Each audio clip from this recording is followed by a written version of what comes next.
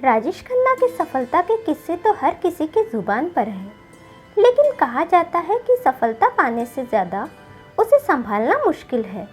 और शायद ऐसा ही हुआ राजेश खन्ना के साथ। लगातार 15 हिट फिल्में देकर उन्होंने रिकॉर्ड तो बना लिया, लेकिन इस स्टारडम को वो अच्छी तरह से संभाल नहीं पाए। कामयाबी के रंग में रंगे राजेश खन्ना अक्सर देर रात तक पार्टियां करने लगे। इन पार्टियों का असर उनके शरीर के साथ साथ उनके रिश्तों पर भी पड़ने लगा था। उनके अंदर की अनकहा सा दर्द बैठ गया था। उनके खत्म होते करियर के स्ट्रेस में उनकी शादीशुदा जिंदगी भी पीसने लगी थी।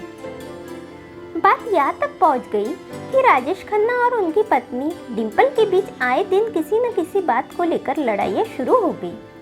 उनकी ये लड़ाइयाँ सिर्फ उनके घर के अंदर ही नहीं बल्कि मीडिया में भी डिस्कस होने लगी।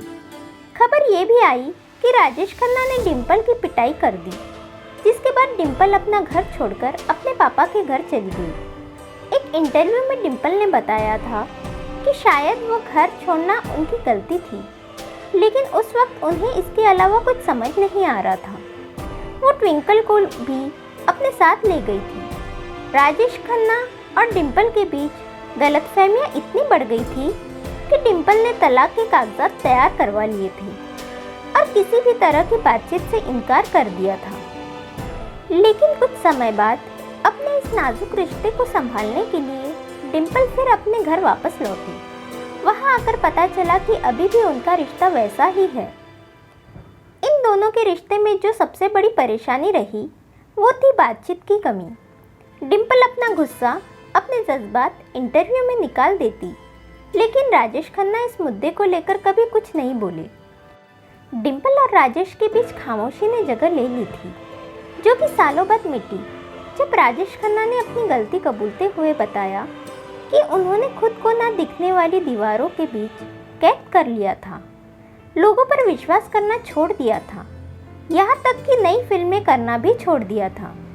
समय के साथ वो डिप्रेशन में डूब रहे थे और एक ऐसा भी वक्त आया था उनकी ज़िंदगी में जब उन्होंने आत्महत्या करने के बारे में सोचना शुरू कर दिया था। डिंपल और राजेश खन्ना का रिश्ता इस हद तक खराब हो चुका था कि डिंपल ने आखिरकार ये मान लिया था कि राजेश खन्ना की नाकामयाबी वो संभाल नहीं पाई और ना ही शायद वो राजेश खन्ना के लिए सही पत्नी बन पाई।